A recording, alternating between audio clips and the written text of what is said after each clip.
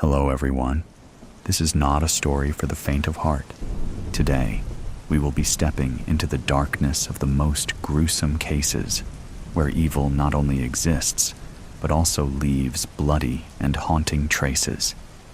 This is Real Gruesome Murder Cases, a series of true stories about murders that made the whole world shudder. If you are ready to face the cold truth and the gruesome corners of humanity, come with me to delve deeper into each case. Baby Revenge Shalini. Life in New York seems to be carrying on as usual. Sirens are wailing in the air. The smell of hot dogs and coffee mingled in the air. The noise of the traffic, honks blaring, traffic and pedestrian lights beeping filled the air, along with jazz music coming from shops. Somewhere, I could hear the subway train rumbling into the station, but in every New Yorker's mouth is the latest gossip news: the murder of the infamous supermodel, Laura Myers, who was pushed from her balcony of her penthouse and plunged to death by her ex-boyfriend, Lyle Summers. And few hours ago, Lyle Summers confessed for the murder of Laura Myers.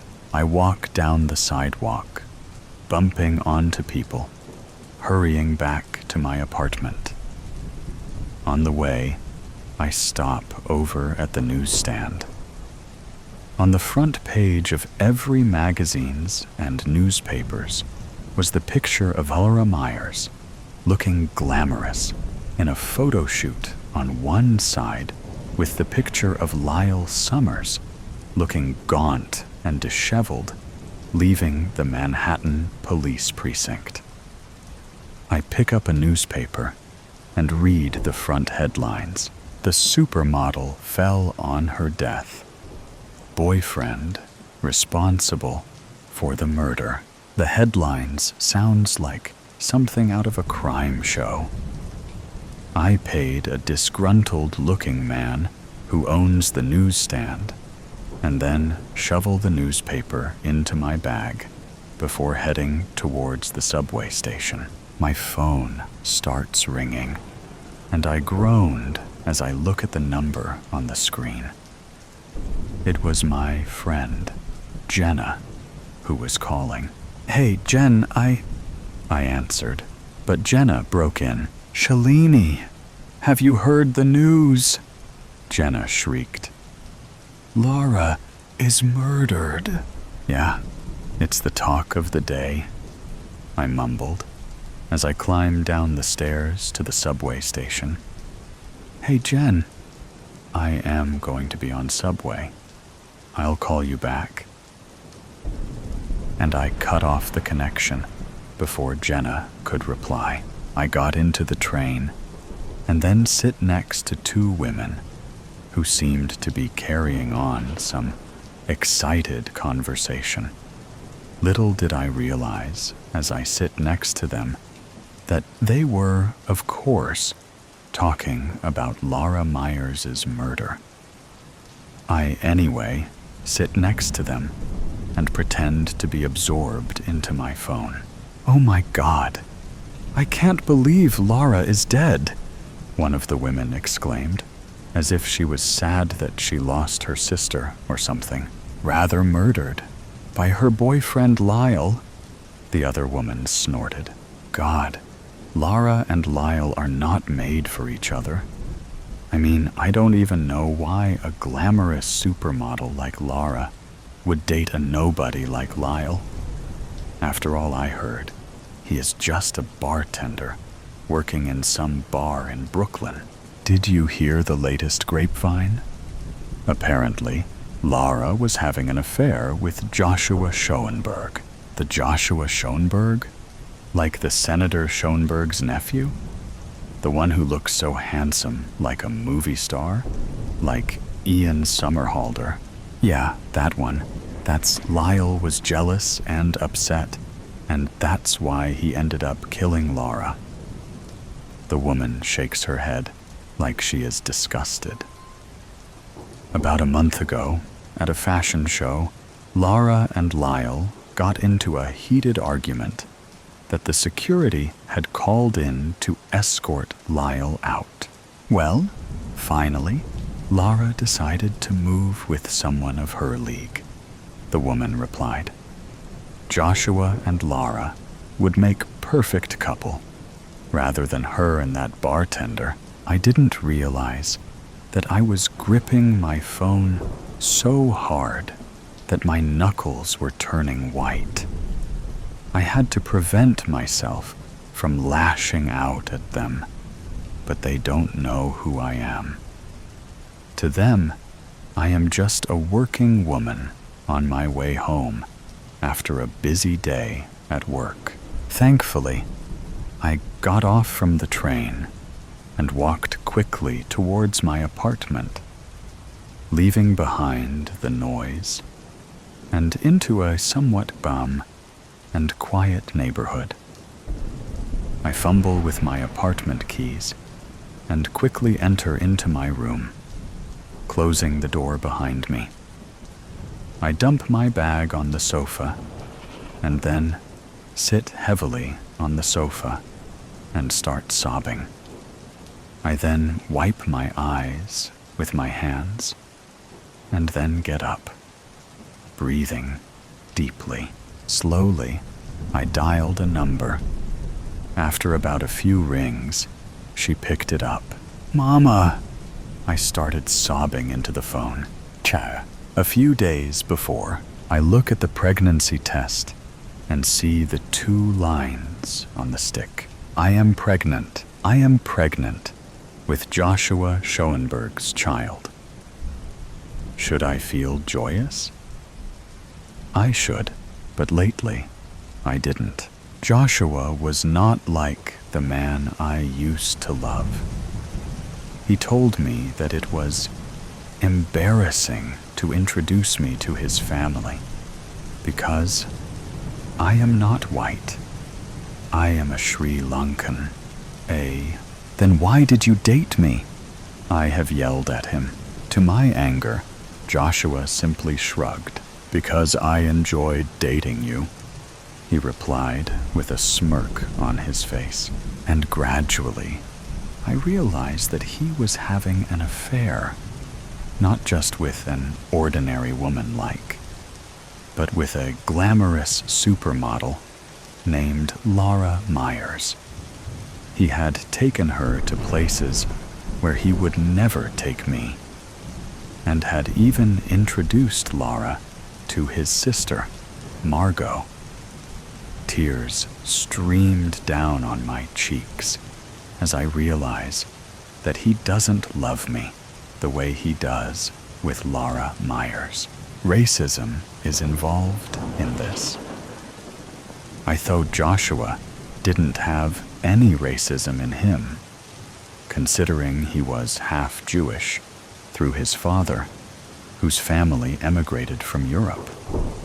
But Joshua was too embarrassed to introduce me even to his family, because I was not white. Nonetheless, I decided to call Joshua and tell him the news. With shaking hands, I dial his number. After about 5 minutes, he answered the phone. "What now, Shalini?" he answered gruffly. "I am busy." "Joshua," I stammered, and for a moment, my voice was frozen, as if I am unable to speak anything. "Shalini, I don't have time. I thought I gave you money." His tone was impatient. "I am pregnant," I blurted out loudly. There was annoyance on the other end, and for a moment, I thought Joshua had ended the connection. But I heard his raspy outtake of breath. "Pregnant? What? I thought I made it clear," he began. "Please, Joshua, please don't tell me to abort the baby," I pleaded. "The baby can bring us back to Shalini. I don't want a family with you. I have already chosen someone to spend life with, he said gruffly. Do what you want with the baby. I don't care. And the line went dead. I stared at the phone. Do what you want with the baby. I don't care. Those words felt like sharp, icy words in my heart. Joshua Schoenberg is heartless and a complete different person from the one I used to love. And then I made a decision. I pick up my bag and set off to find Laura Myers. I am going to ask her to leave Joshua Schoenberg alone, because I will do anything to keep my baby and make Joshua responsible for the baby. After all, he is the father. The murder of Pressy Baver. The Blauwevmans County Police Station was a horrible place for officers and criminals alike. The station had been built in 1932, and to most everyone's sadness, had been one of the only buildings to hold up during the Second World War. The station was built from old, withering bricks, and the man who was in charge of keeping the ivy along the sides of the building contained was too busy hitting on women to actually get the job done. The inside was even worse. The oak doors were creaky on their rusty hinges, and the musty concrete jail cells were cracking due to the recent heat surge the Netherlands were experiencing. The small cubicles for officers were tight, and the air conditioning rarely worked. To make things worse, the computer system was terrible. Sometimes, officers would sit for hours just to wait for a 12-page document to load. It didn't help that Blauwevmans was a city in the middle of the mountains, away from most metropolitan. Just getting into the next county took 2 hours. The only good thing that had happened to the police station in the past month was that the exterminator had came. The rats were gone, and they wouldn't be back. But from where Evian van Beek was sitting, she swore she saw a rat scurry past the chief of police's office as she and Lucas Hoysk waited to be called in for questioning. Evi tapped her feet on the wooden floors, anxiously looking around. The police station was crowded for a Sunday night. Some officers were packing up to leave for the night. Others cursed as their computers failed to upload their files. It looked like one of the cops, Sergeant Shea, was having a small party. Evi leaned over her seat, watching some of the officers chat and shove forkfuls of red velvet cake into their mouths.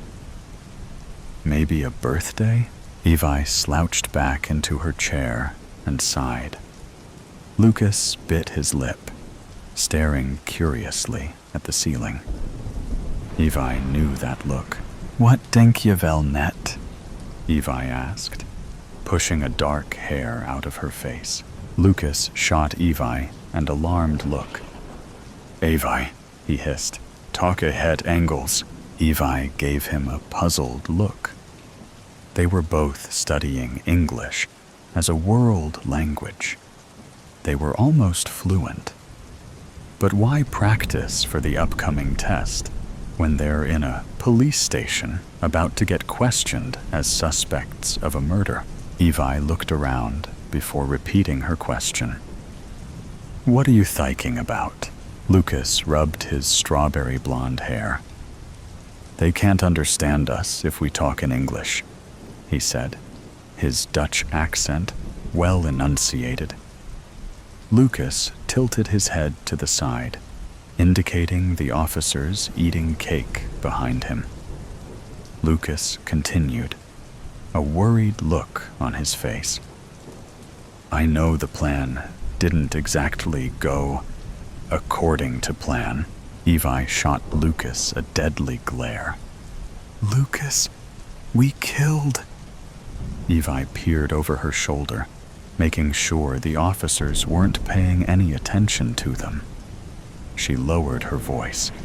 "Pressy, we killed Pressy, the mayor's son, but they have no proof it is us.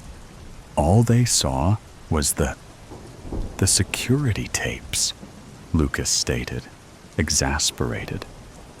"We were running. So what?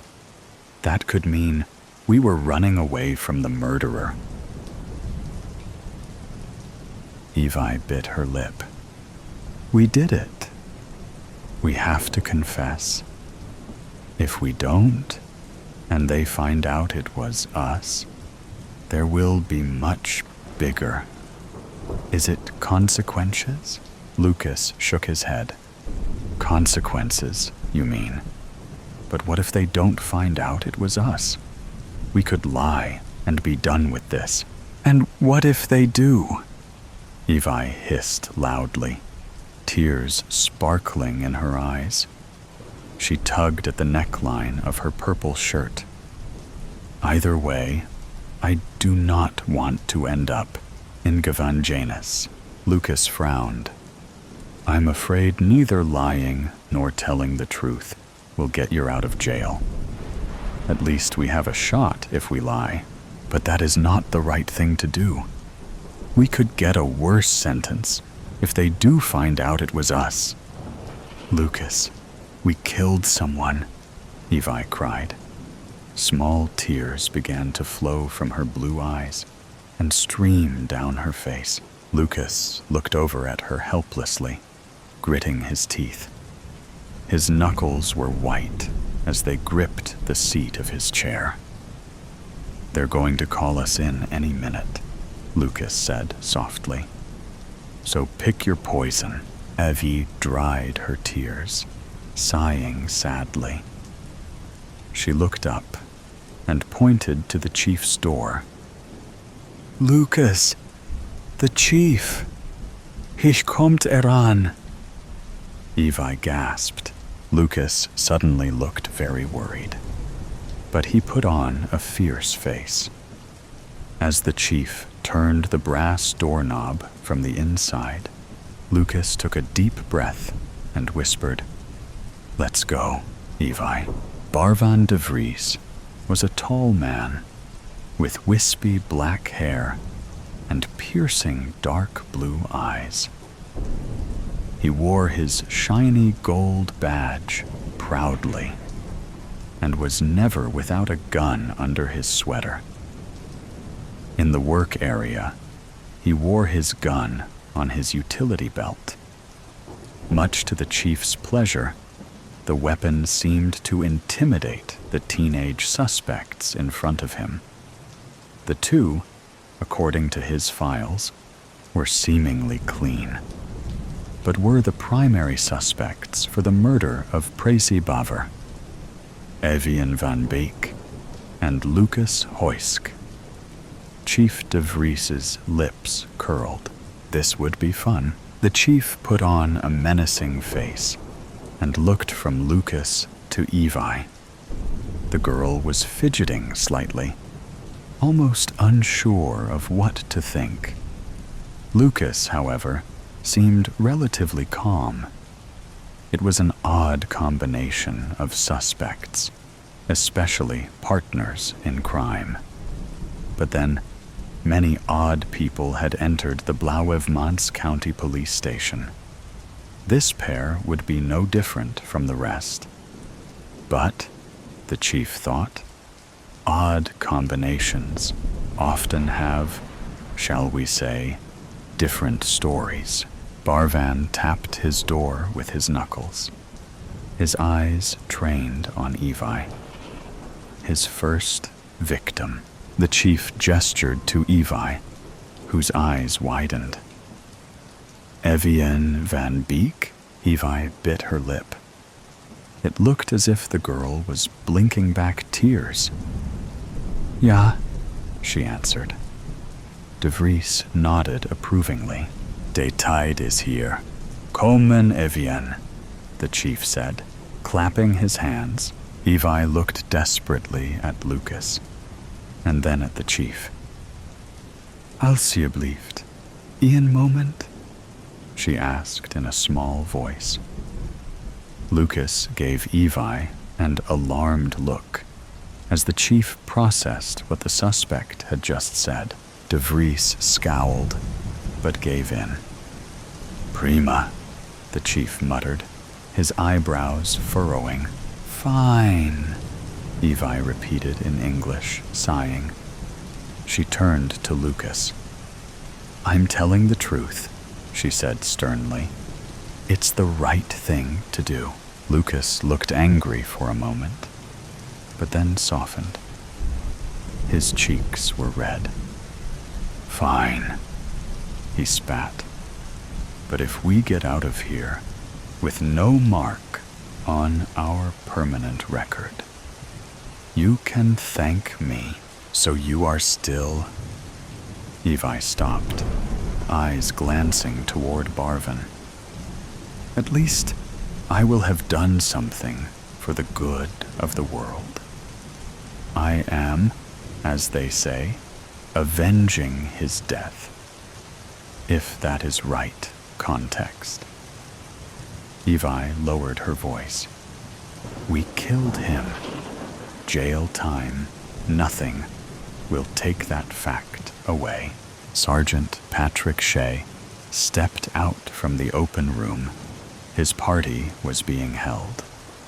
He had been leaning on the door sill and listening to the pair's conversation since they had been seated. Sergeant Shea nodded to the chief. Meneer de Vries, Shea addressed the chief. Barvan raised an eyebrow. Ja? He asked. The sergeant gestured to the teens.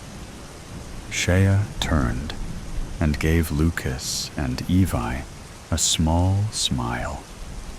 Then, in crisp English, he said, These are our killers, sir. Evian van Beek and Lucas Hoysk, convicted of the manslaughter of Pressy Baver. Banana robbers!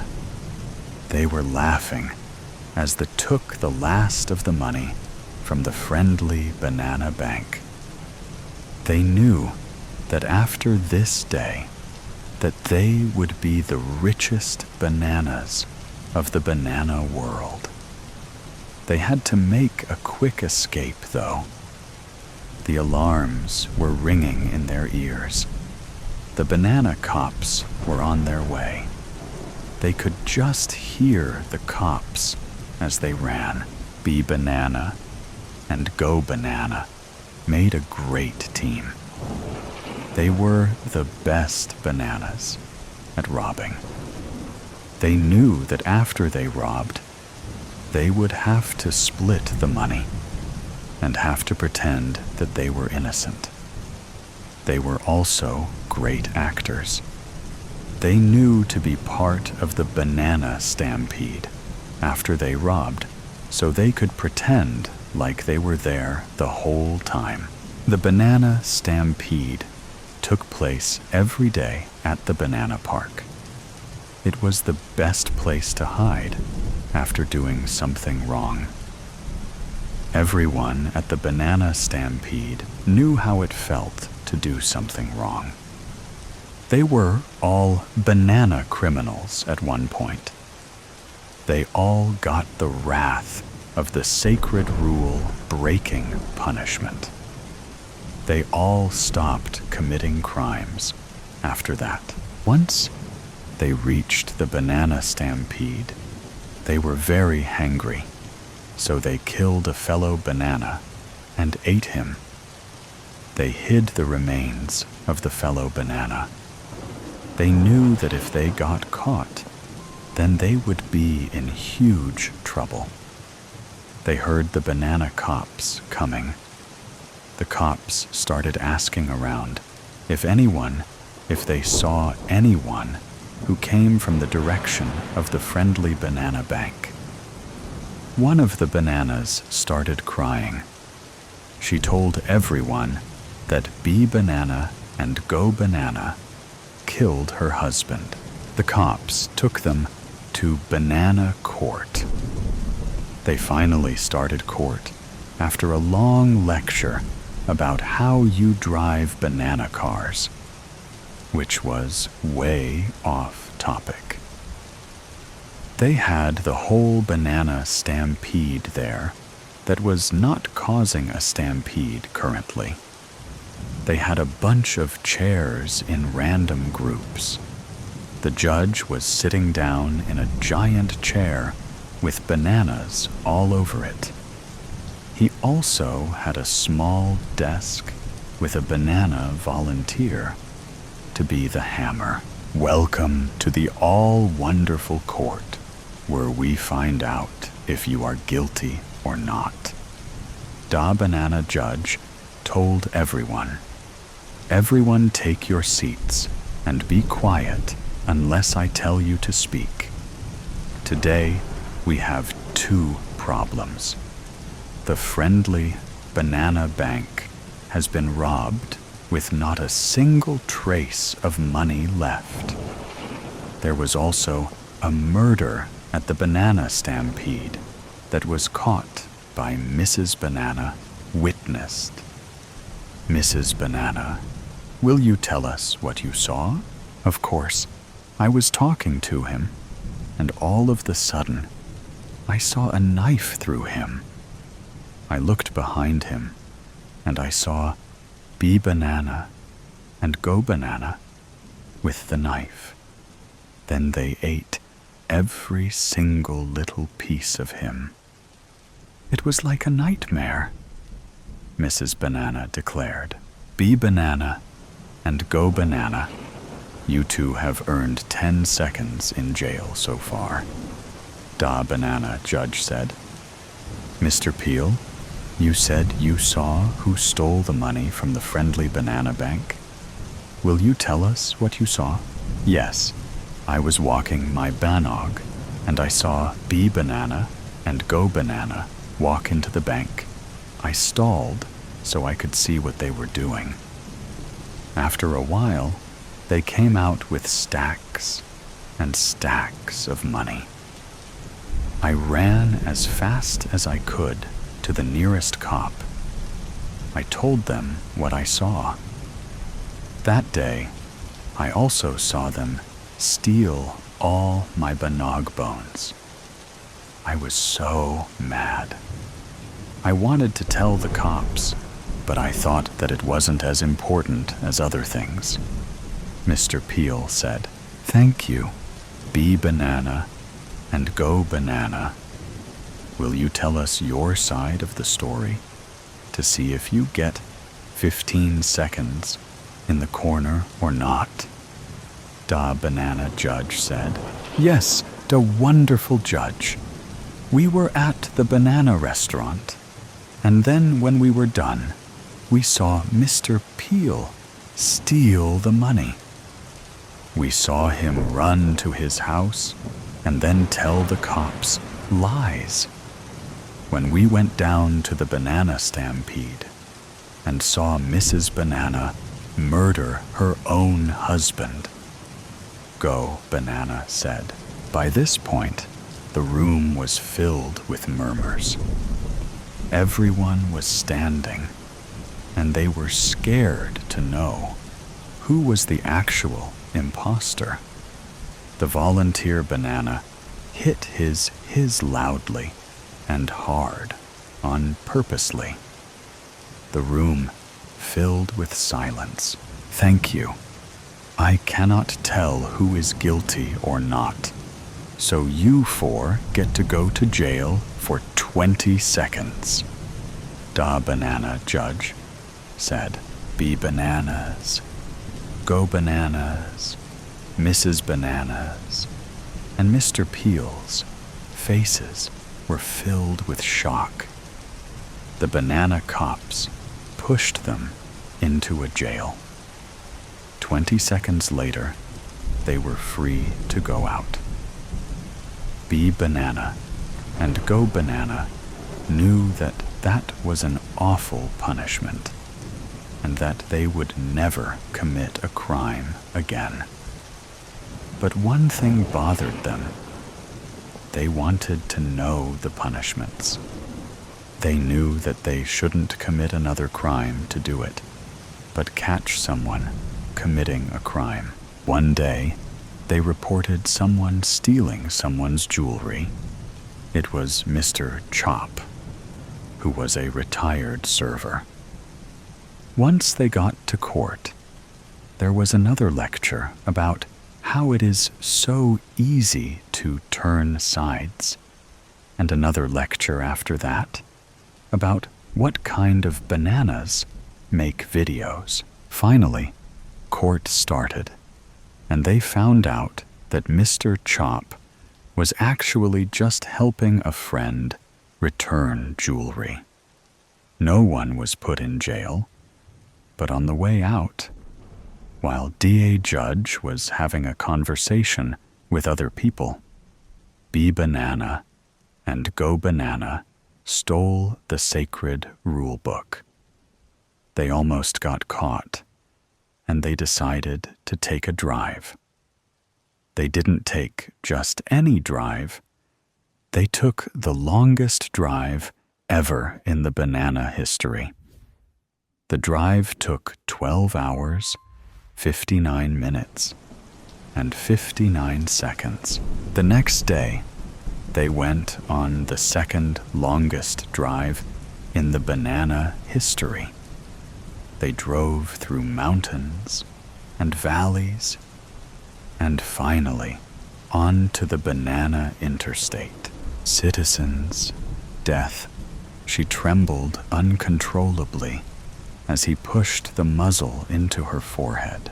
"Nobody moves or makes a sound. Any heroics, bullets will start flying.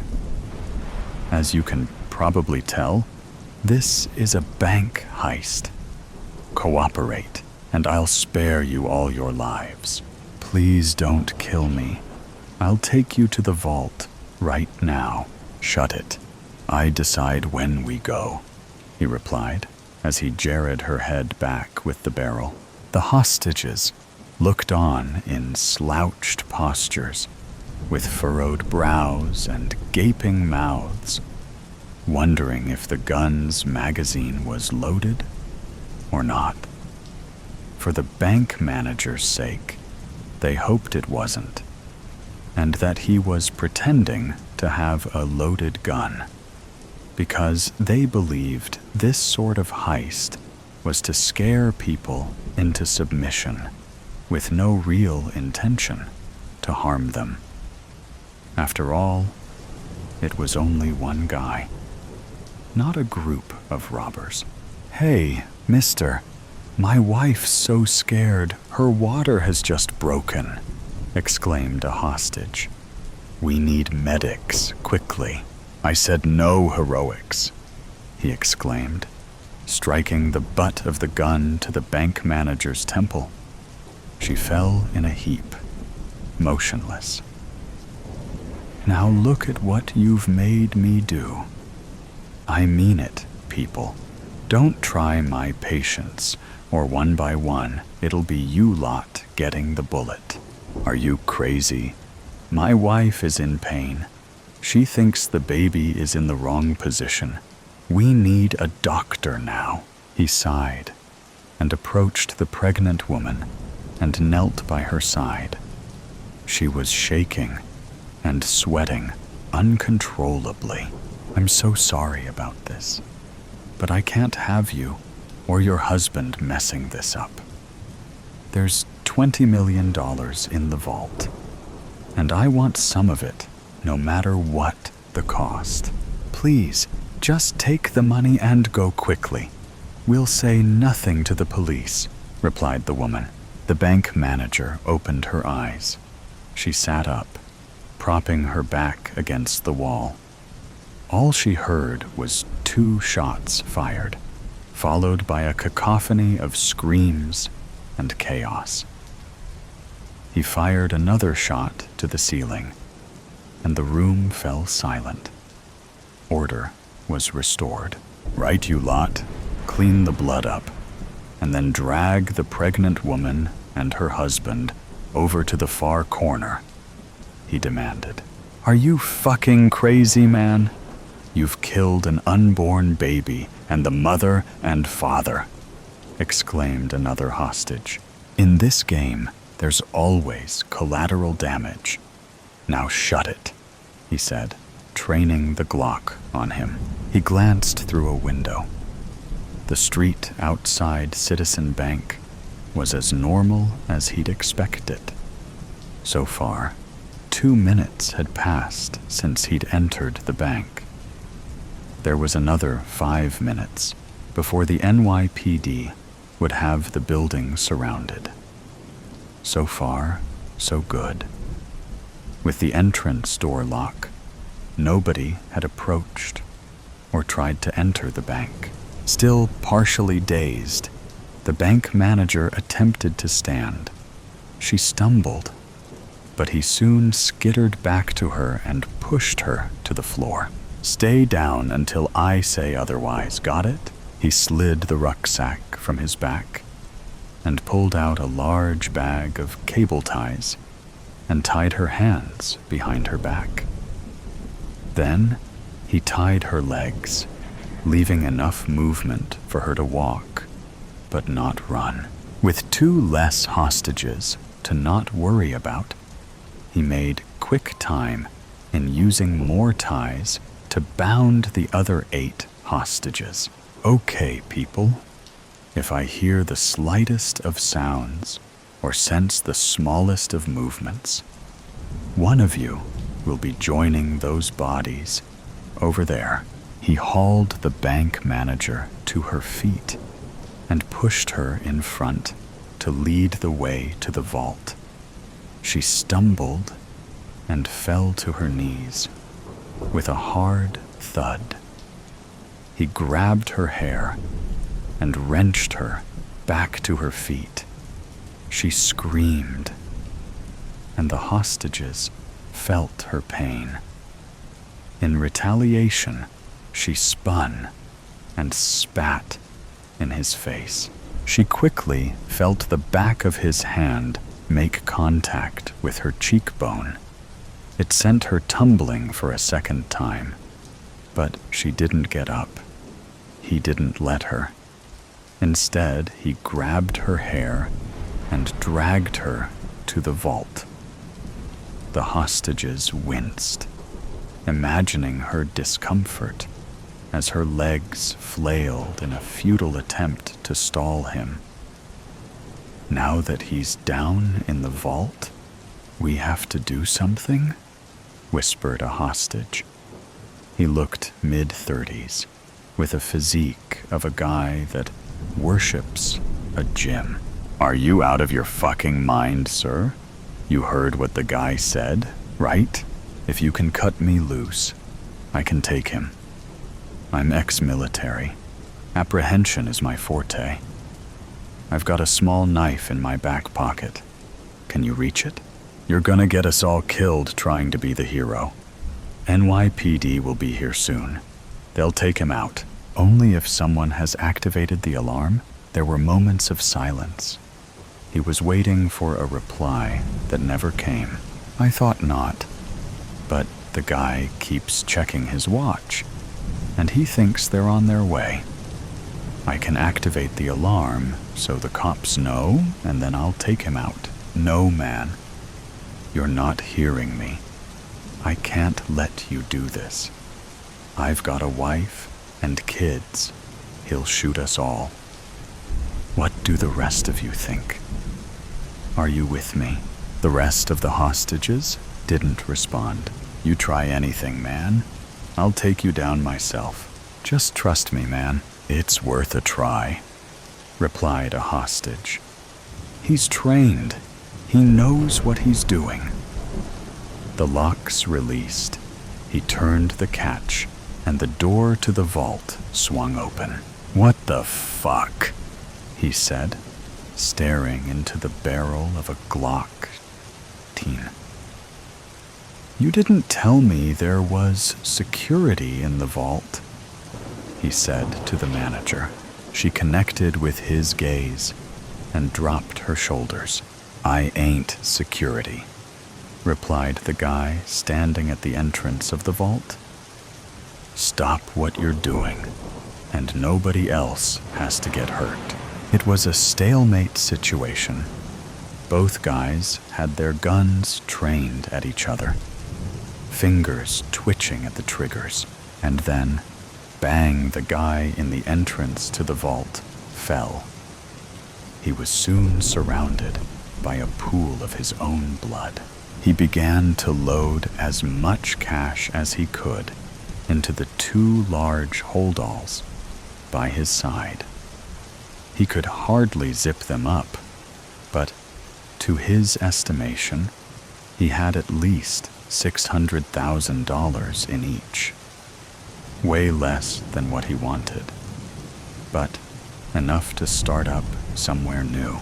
With one bag on his back and the other in his left hand, he grabbed her hair with his right and dragged her back to the main foyer, where he noticed one of the hostages was missing. From out of nowhere, the hostage charged toward him, thigh and drived him to the floor, like the New York Giants were playing out in front of them.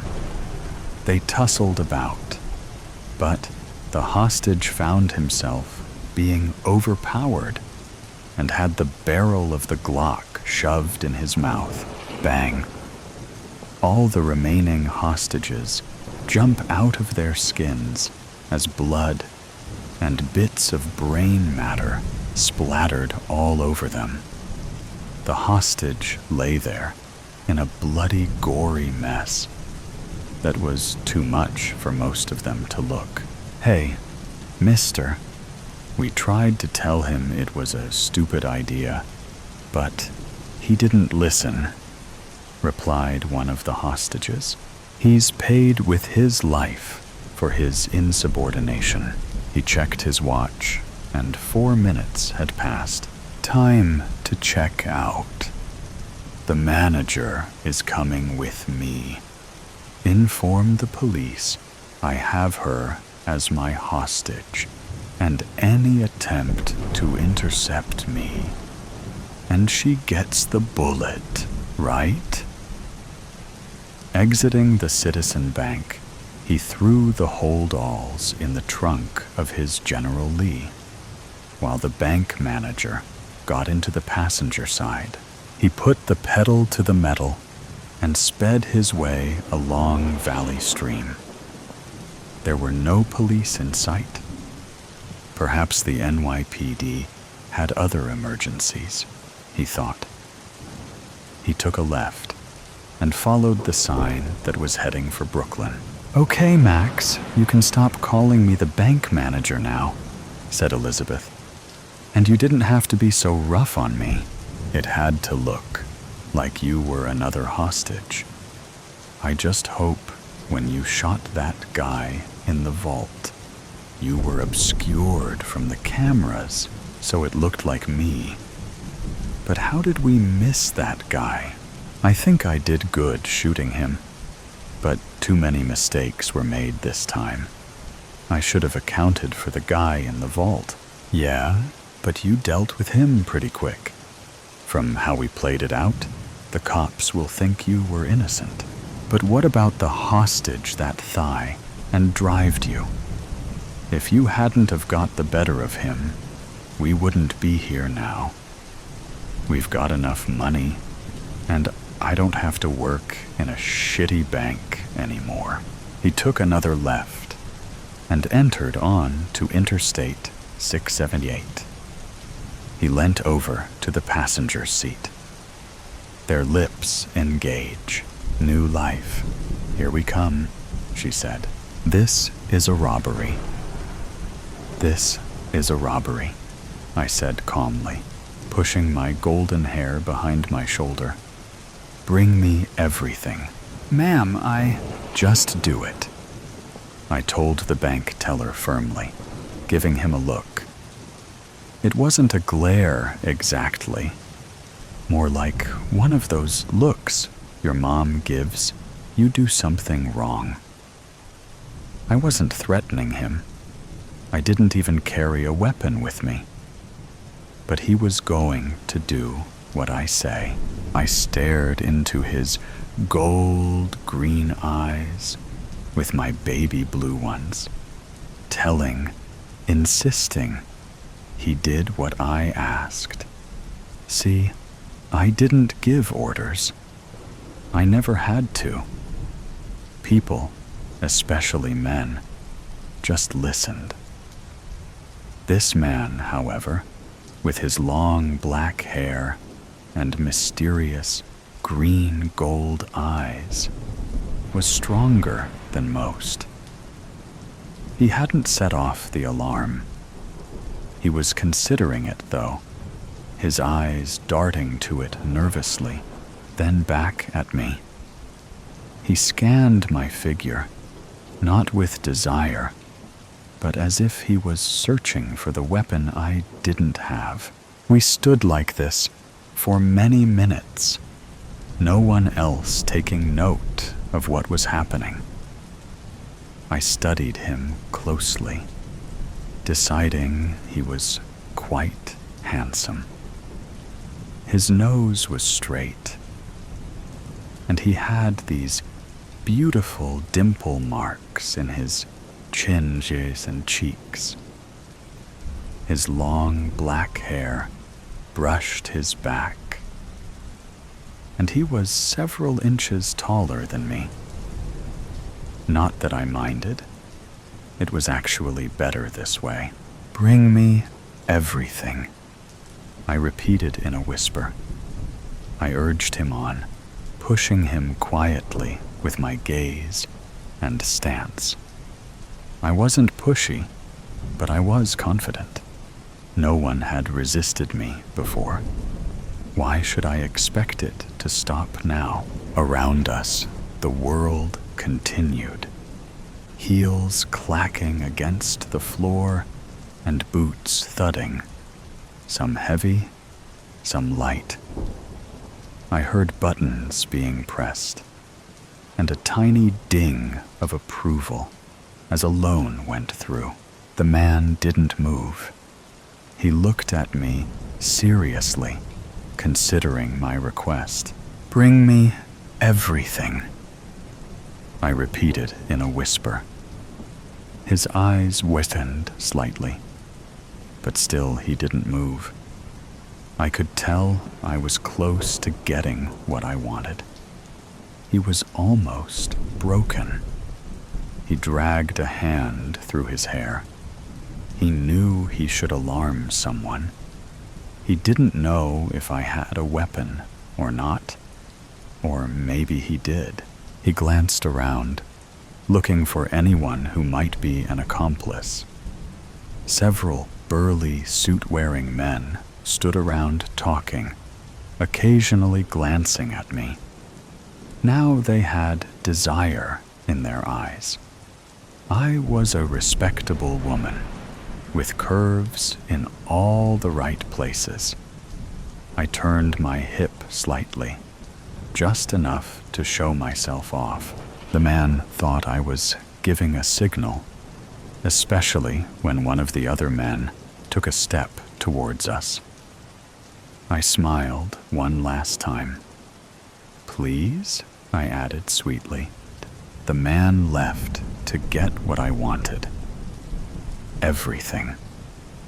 Several people stopped him to ask what he was doing, but all he did was point at me and then continued. One of these people came over to me and asked what I was doing. I told her I wanted everything. She just nodded, blankly. Weakling. Soon, I had the whole bank wrapped around my little finger. The man came back, pushing a cart full of money.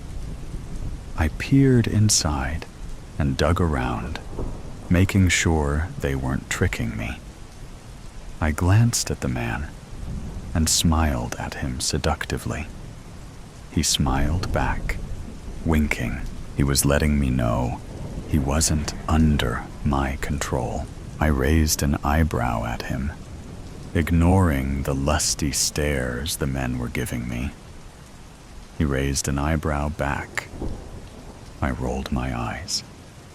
"Give me the cart," I said haughtily. No, I gave him a look, one that said, "Don't defy me." The man smirked. "You said you wanted everything," I smirked back. "Then come. Allow me to rob you of your job, your soul, your dignity. Only if I may steal yours." That's when I hear it.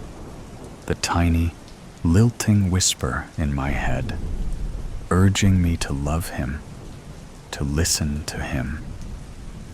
I smiled at him, knowing his secrets. "Come," I whispered. "Come to me." The man smiled and took a step closer, leaving the cart. I didn't care about the cart anymore. All I wanted was him. I swam in his beautiful green-gold eyes. I could feel him fall deeper into mine. He tugged at the cart, pulling it with him as he advanced on me. My heart beat eagerly, and I leaned forward. The part of my brain still sane was terrified, knowing what this man could do to me. It excited me. The man was so enticing, with full, soft lips and thick hair I wanted to run my hands through.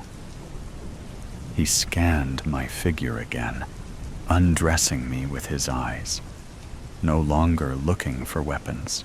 I gave him a sly look, then turned around, leading him outside. I bent over, opening the trunk, and I felt his eyes on me the entire time. Gentlemanlike, he helped me unload the cart, hiding the money in the fake walls. I stuffed several bills in my bra in case he tried to pull something. I got the feeling he would. His voice whispered in my head, just as mine whispered in his. I excited him, and he tried to pull me against his chest, but I only smirked and pulled away, climbing into the driver's seat. I allowed him to sit shotgun. I was already several miles down the highway before anyone at the bank realized what had happened. It was too late now. I already had the money. I glanced at the man. We had the money. The man noticed me looking at him. His hand slid over the seat, resting on my thigh. I glanced at him slyly. "What? You looking to have some fun?" "Of course. But ma'am, you never allowed me to finish my sentence earlier." I frowned. I had no idea what he was talking about. The man sighed. "I was going to say, I know your secret." I raised an eyebrow, pushing my hair back. "Oh? You're a siren," I smirked. "Not quite. I am what you are." The man's eyes widened nervously, like a cornered animal. "No? Oh yes." The The man drew his hand back, knowing he now had no power. I had robbed him blind. He thought he had control, that he had power, that he had strength. He didn't. All he had was an illusion. I laughed, and without pulling over, slid over into his lap. Now give me everything. The man, who had been excited minutes before, only looked terrified. We were cruising down the interstate with no one at the wheel. I only grinned. This was going to be fun. The getaway. The door was waiting for him, already open for a quick entrance into the inconspicuous car. Tony ran as fast as he could, chucking the duffel bags full of money into the back as he more or less dove into the passenger seat. "Drive!" Tony screamed at Jackie. "Drive, goddammit! Drive!" Jackie. Scaletta did not need to be told. Before Tony had even entered the vehicle, he had popped the clutch into drive. Before the passenger door was even closed, he tore down the road like a bat out of hell.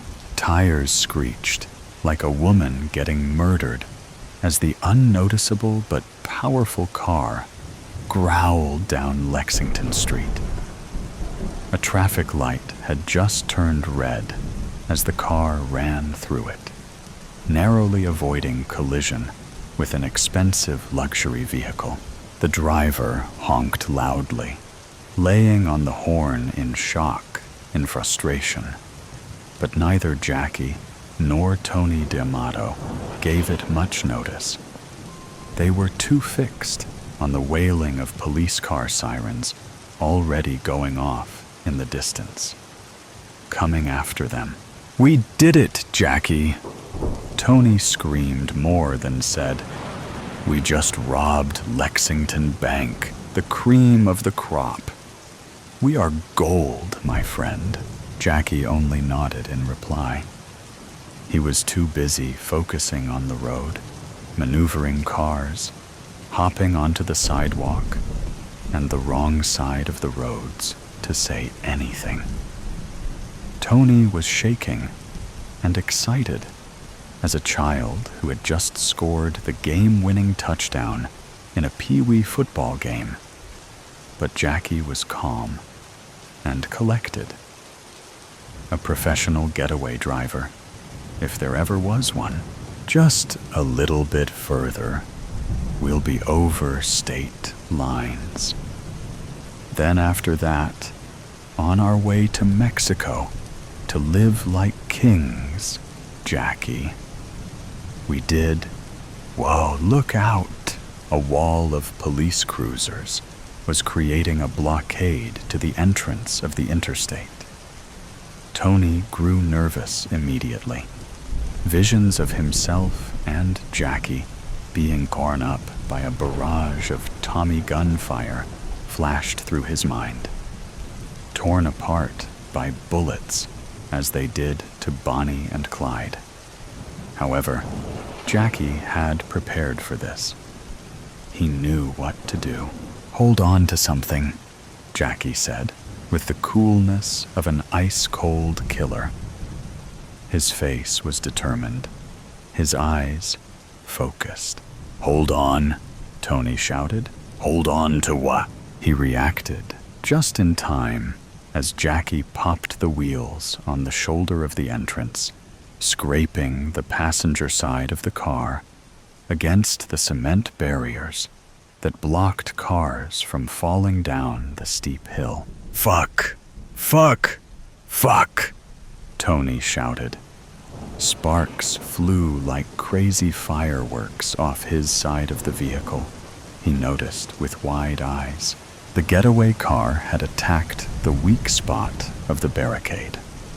Cops dove out of the way in fear, as the driver's side of the car clipped a police cruiser in the rear bumper. The collision was hard enough to knock the law enforcement car on its side. Gunshots fired harmlessly as the getaway car merged with the interstate traffic. The road to freedom. We made it!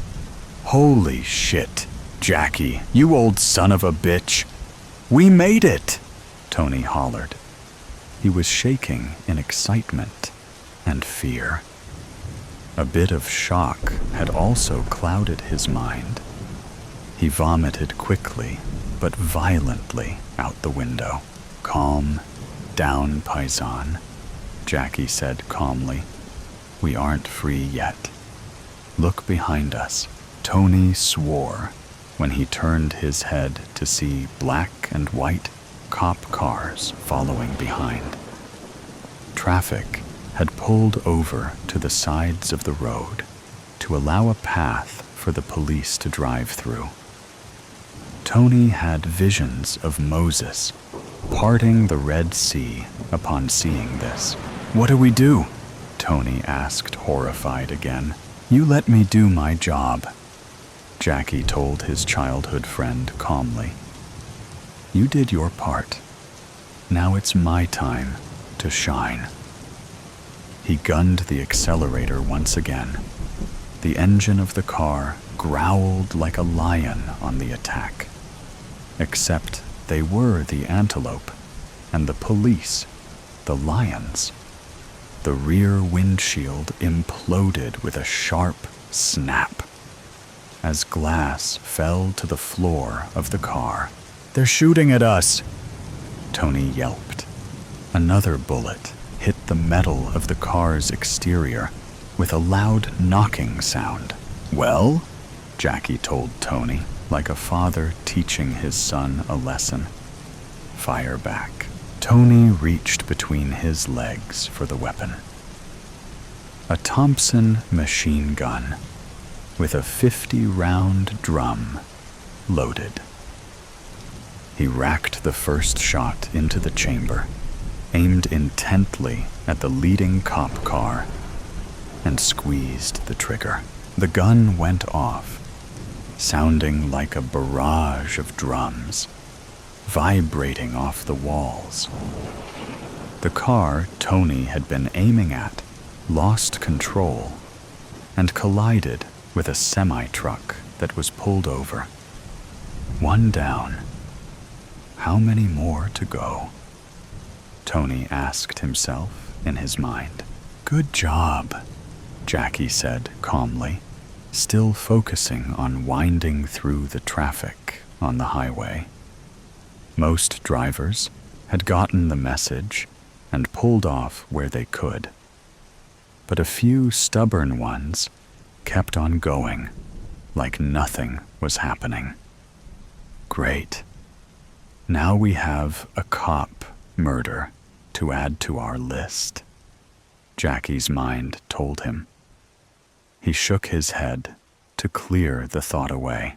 The car stank of burnt gunpowder, and a ringing accompanied the ears of both men as Tony loaded another drum into the rifle. Don't shoot unless they shoot first, Jackie spoke. Or if they get too close, even still, try aiming for the tires. Don't worry, I don't intend on killing anybody unless I have to, Tony replied. Jackie was thankful for this sentence from his friend. They weren't murderers. There was no one else Jackie would aid robbing a bank with. A bullet shattered a small hole in the windshield. It narrowly missed Jackie's throat. His blood went cold as he felt the ripple of air pass by his skin. A second one ripped another spot through the windshield. This one hitting its mark. Fuck, Tony yelped, throwing his right hand onto his left arm. Blood stained his fingers. Another barricade stood ahead. This 1-3 rows deep, with paddy wagons and cruisers blocking the interstate. "Tony!" Jackie shouted, momentarily taking his eyes off the path to look at his friend. "Are you okay?" "Yeah," Tony spoke through gritted teeth. "Just took some muscle and skin. Missed the bone. I need you to lay some covering fire when I say," Jackie told him. "What are we gonna do, buddy?" Tony asked. His pain was, at the moment, dulled by the fear that their escape had come to an end. No Mexico. The bullet would have to be extracted from his arm. "Just wait," Jackie replied, his voice getting lower and lower as he repeated, "Wait, wait, wait. Okay, now.